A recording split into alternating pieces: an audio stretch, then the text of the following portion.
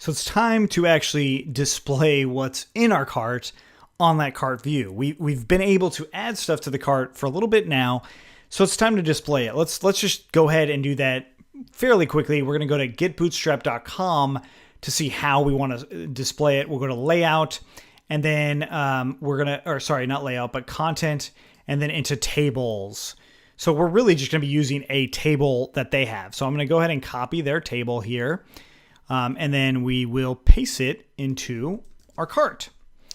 Okay, so the first things first is I want to say if cart.products.exists, excuse me, then I'll actually render out this table. Otherwise, I'll just do p class equals to lead and say cart is empty. Okay, and then we'll do our end if. Cool. The next thing is we want to actually have the products themselves. So let's see what it looks like right now. And we see that it says cart is empty. And why is that? Well, this is probably not giving us the correct data. So let's go ahead and look at our view and see why. Here's why. Our context does not have anything. And also, we don't need to do all this stuff anymore. Why is that? Well, hopefully you know, but it's because our receivers, our signals are handling it for us. So our view no longer needs to. I'll delete that.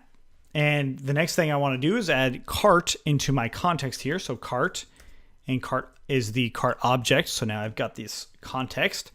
So I can refresh on my cart. It's no longer empty. Of course, none of this makes any sense. So let's go ahead and do some iterations. Go into that cart home there, and we'll just say product name, and then product price. And that's probably it, right? So I don't really need that many items here. So product name and product price. And then we'll do our iterations inside of here. So really simply for product in products in cart.products.all. This is where we'll do our iteration inside of this for loop, or inside of this table row here. And we could leave it as the th, right? So just like this. I'll leave it in their actual organization or the way they're doing it. And then I'll change this to being for loop.counter. And then this being the product.name, I believe it's called. It might be product.title, so we'll have to check that. And then product.price.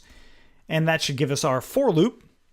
Of course, towards the end, we want to have probably our subtotal and are also actual total. So I'm just going to come in here and put a bold for subtotal. And we'll just do cart.subtotal. And we're going to do that same thing on another row right below it, but just for total. Obviously, I don't need these, so I'm going to do th. And I'll do call, or we'll leave, actually we're going to leave this scope off, and I'll do column span, and I'll equal that to 2. I'm going to explain that in just a moment. And we want that to be empty. We're going to delete these and do the same thing here. Okay, we'll save that. Now, where's this call span coming from? Well, see here, there's actually 3 columns. There's this one, and that one. So that's actually handling the 3 columns for us. So what I need to do, actually this should be TD. We'll leave it in as TD, not TH. So this is giving us, the spacing for those 2 columns. All right, so we refresh in here. And now I don't have product name correct, but the cart is in there. This should be product title. All right. So that's a common thing that you may, I mess up on it all the time. So really simply to do that, we're just going to add a new property in here, property, and we're going to call it name, and it's just going to return self.title. I do that all the time. Okay, so I refresh in here, and there we go. We now have our cart actually showing up. Of course, I can have this item linked, but my general thought is with carts is you want to kind of limit the ability for them to leave it. But for usability's sake and for testing purposes, we are going to have it on there.